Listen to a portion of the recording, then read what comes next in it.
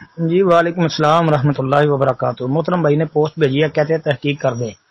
Post یہ ہے جی، لکھا ہے جب تلاوت قرآن میں سستی ہونے لگے تو یاد رکھیں۔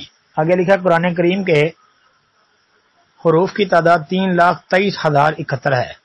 رسول اللہ صلی اللہ علیہ وسلم کے فرمان کے مطابق ہر حرف کی تلاوت پر 10 نیکیاں لکھی جاتی ہیں جی، ترمذی وغیرہ جی۔ اس حساب سے کہتے ہیں جی ایک رکوع کی تلاوت پر تقریباً 5,000 نیکیاں، ایک قرآن ختم کرنے پر قرآن تقریباً 30 لاکھ نیکیاں، ایک پارے کی تلاوت پر تقریباً 1 لاکھ نیکیاں، درج بالا نیکیاں تو کم سے کم اور ہمارے حساب کے مطابق ہیں، ورنہ واللہ یضاعف لمن یشاء، اور اللہ جس کے لیے چاہتا ہے ثواب میں کئی گنا اضافہ فرما دیتا ہے۔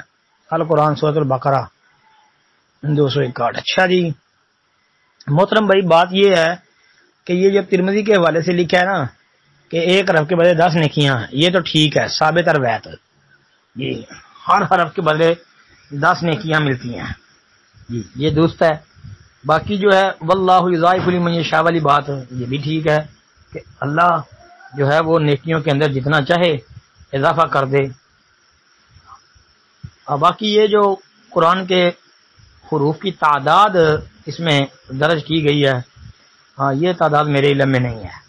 عام طور پہ اہل علم نے اپنی کتابوں میں یہ لکھا ہے 6,666 حروف ہیں۔ باقی واللہ عالم، جس نے یہ کاؤنٹنگ کی ہے یعنی